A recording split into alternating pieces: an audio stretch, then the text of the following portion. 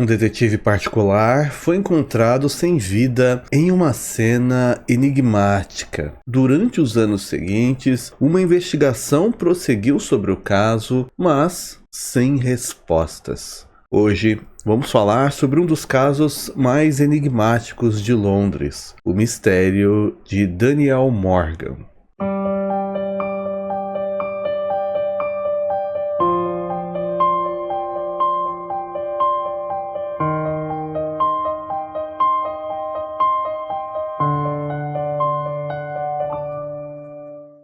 Esse roteiro é baseado em artigos e vídeos sobre o mesmo assunto. Desde já pedimos o seu like, que você deixe um comentário, pode ser dizendo se já conhecia essa história, algum detalhe que eu acabar não comentando, ou sugerindo um novo tema para trazermos ao canal, o que vai fazer com que o YouTube entenda essa interação e te mostre os próximos vídeos assim que eles forem publicados. Verifique também a possibilidade de se tornar membro, existe mais de um nível. No nível perito, seu nome vai aparecer no vídeo durante algum momento e você tem acesso antecipadamente ao conteúdo. Se quiser ajudar de uma outra forma, pode usar a ferramenta Valeu, onde você escolhe um valor e colabora com o canal quantas vezes quiser. Sobre a história de hoje, Daniel John Morgan nasceu em novembro de 1949. Ele era o segundo filho de Isabel Husband, tendo como irmão mais velho Austrair Morgan e como irmã mais nova Jane Morgan. As fontes não citam o nome do pai do Daniel, mas é dito que ele era um militar e por isso Daniel cresceu recebendo uma educação um pouco mais rígida que o convencional. Mas mesmo assim,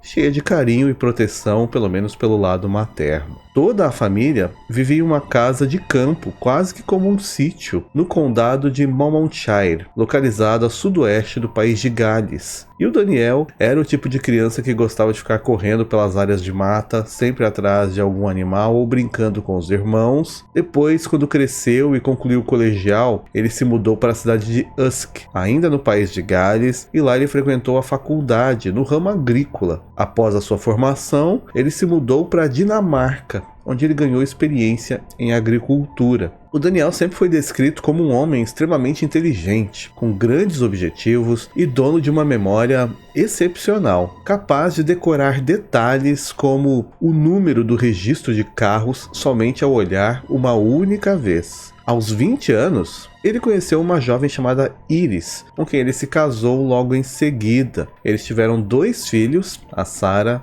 e o Daniel Jr.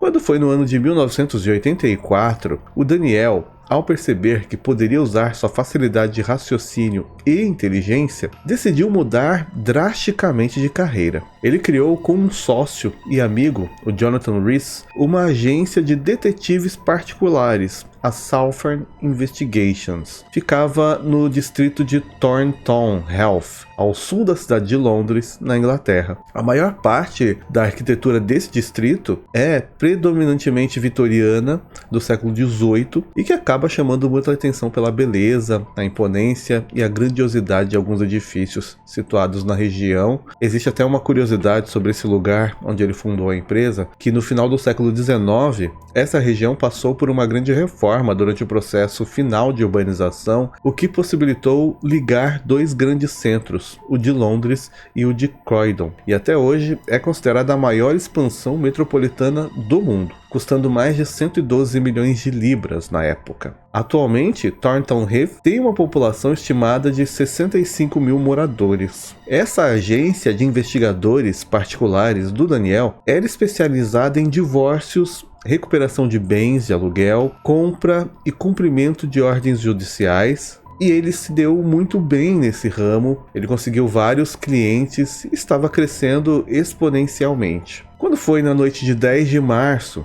de 1987, o Daniel, com 37 anos na época, se encontrou com seu amigo e sócio Jonathan no pub Gold Lion, em Sydenham, e eles jantaram juntos e discutiram alguns pontos sobre alguns casos. Por volta das 21 horas, os dois saíram desse pub, o Daniel voltaria para sua casa e o Jonathan se encontraria com outro homem, um guarda-costas profissional, num pub chamado Beulah Spa, a 3 km de distância. Às 21h40, um produtor de som da BBC chegou no pub Golden Lion e, ao estacionar o carro no estacionamento local, ele notou que tinha um homem caído no chão, gravemente ferido e aparentemente já sem vida. Imediatamente, ele então acionou a polícia, que chegou lá em poucos minutos, e todos ficaram chocados com a cena. Ao fazerem uma revista na vítima, eles encontraram a carteira e, através dos documentos pessoais, a pessoa foi identificada como Daniel Morgan.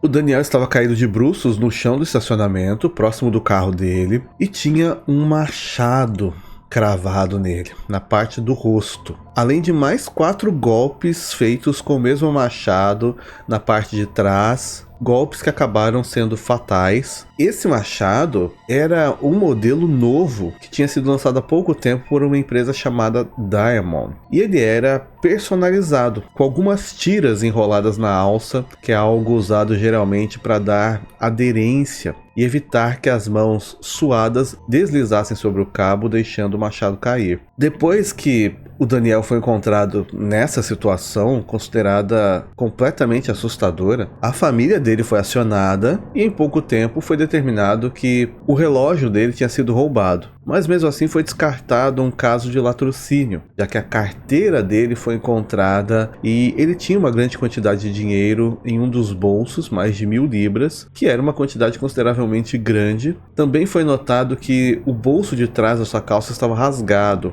e era o bolso onde, segundo os familiares, ele guardava um caderno de anotações. Ele sempre andava com esse caderno para poder escrever algumas coisas que ele achava pertinente durante as suas investigações, sendo basicamente, para ele ali, o maior objeto de valor que ele carregava devido às informações que poderiam ser muito importantes para os casos que ele estava acompanhando. O irmão do Daniel, o Alstrair, afirmou em depoimento que menos de 2 semanas antes de tudo isso acontecer, ele tinha se encontrado com o Daniel e o Daniel tinha afirmado que descobriu algo muito grande e que estava lidando com uma questão de corrupção dentro da polícia. Ele não pôde dar mais detalhes por conta da sua investigação que ainda estava em andamento, mas afirmou para o irmão que ele não podia confiar em ninguém que fosse um agente da polícia, porque ele acreditava que todos estavam envolvidos em uma grande rede ligada a um submundo, possivelmente relacionada ao tráfico de entorpecentes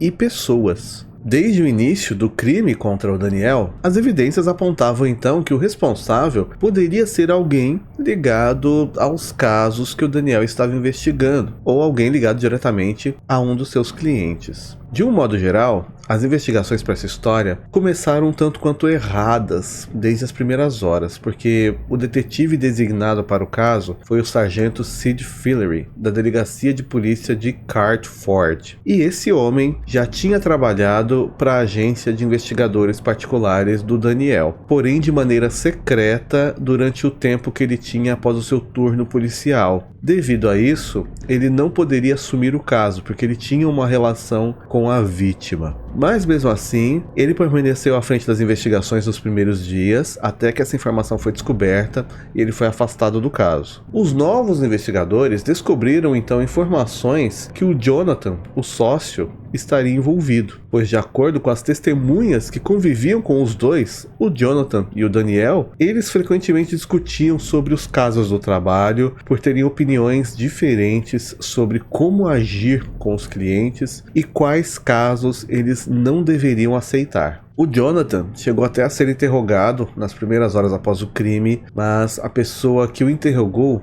foi o sargento Sid, e depois se descobriu que os dois eram amigos e saíam frequentemente para beber juntos. Mesmo assim, nesse depoimento foi registrado que o Jonathan negou qualquer envolvimento e afirmou que, embora ele e o Daniel tivessem personalidades fortes e distintas, o que causava a maior parte da discussão entre eles, eles eram muito amigos, e que essas desavenças nunca afetou a sua parceria e a sua sociedade. Depois desse depoimento e após a saída do sargento Sid da frente da investigação, o Jonathan se negou a dar novos depoimentos sem a presença do seu advogado e, na maioria das vezes, se manteve em silêncio. Para os novos investigadores, era muito claro que o Jonathan estava envolvido e que ele teve a ajuda do seu amigo sargento Sid. E por conta disso, cerca de 3 semanas depois do crime, em abril de 1987, o Jonathan, junto com o sargento, 2 policiais e 2 cunhados do Jonathan, um homem chamado Glenn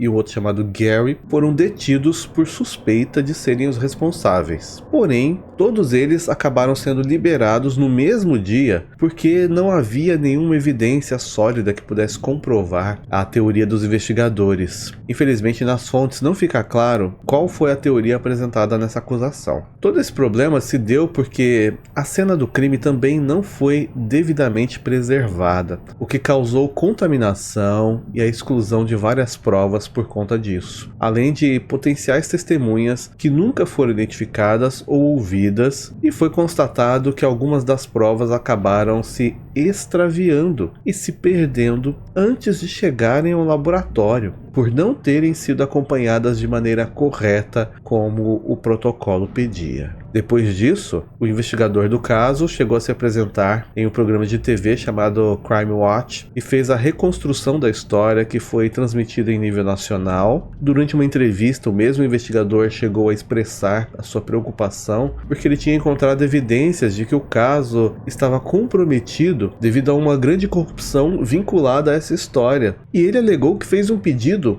para que a Polícia Federal assumisse a investigação, mas infelizmente esse pedido foi negado.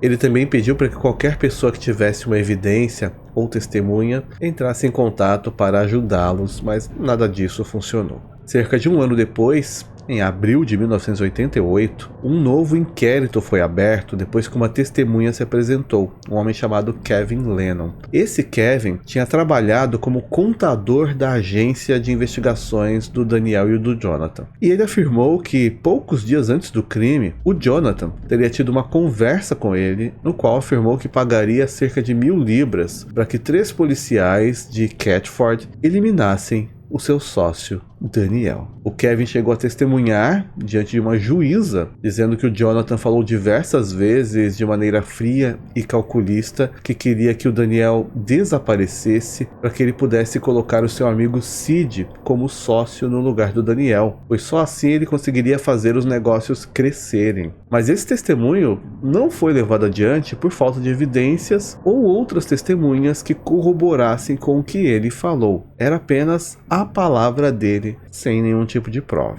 Mas assim que o Kevin se apresentou para testemunhar, houve uma denúncia vinda do próprio Jonathan de que ele estaria mentindo e que ele teria inventado essa história para conseguir futuramente favores da polícia, pois ele estava enfrentando a acusação de fraude. Por conta disso tudo, esse testemunho acabou não sendo muito considerado, porque haviam outras influências que poderiam alterar as informações passadas para a polícia. Porém, pouco tempo depois, o sargento Sid se aposentou da polícia, alegando razões médicas, foi trabalhar com o Jonathan, assumindo a antiga posição do Daniel na agência de investigadores particulares. No ano seguinte, 1989, o pedido para que as forças externas assumissem a investigação foi finalmente aceita e a polícia de Hampshire passou a investigar. Depois de pouco tempo, eles também chegaram à conclusão de que o Jonathan, de fato, tinha algum envolvimento com o crime. E com isso, ele e o Sid foram presos, acusados de homicídio, mas 3 meses depois foram liberados de todas as acusações, que foram retiradas, já que todos os esforços não foram suficientes para conseguir uma prova que vinculasse os dois ao crime.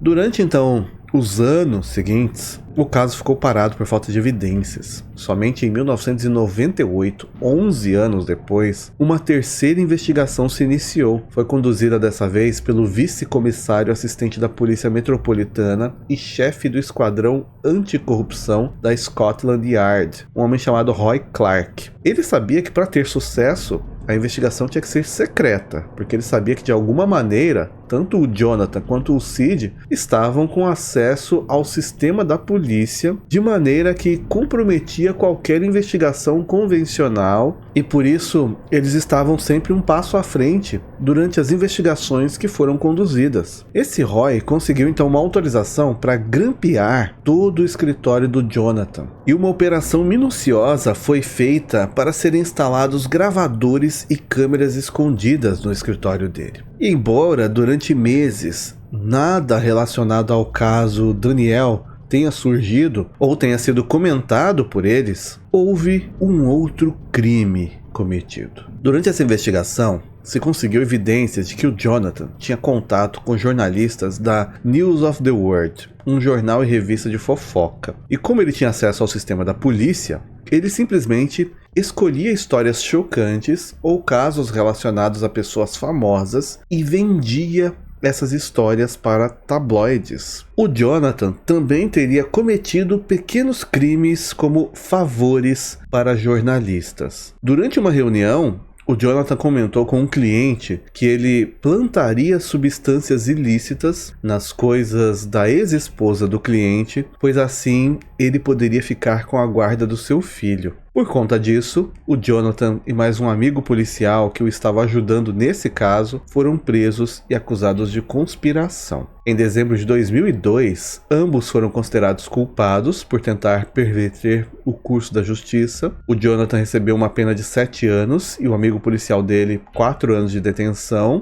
Em 2006, o caso do Daniel voltou a ser noticiado no Crime Watch, estando na fase 4 de investigação, que dessa vez era conduzida pelo detetive-chefe e superintendente Dave Cook. E durante a entrevista, ele afirmou que tinha descoberto provas sobre corrupção que envolveram o caso. No dia seguinte a esse programa, a família do Dave passou a sofrer várias ameaças de morte. E eles passaram a serem perseguidos quando saiu na rua, e do lado de fora da casa deles sempre era visto a mesma van parada, rodando pelo bairro ou seguindo-os. Essa situação chegou a um ponto que foi necessário colocar toda a família do investigador sobre um programa de proteção a testemunhas, e eles ficaram sendo vigiados por pelo menos 4 oficiais durante 24 horas por dia. Mas a repercussão do caso na mídia deu resultados, já que várias testemunhas se apresentaram, dando informações relevantes sobre Jonathan Rees, Sid Filler e os 2 cunhados do Jonathan, o Gary e o Glenn,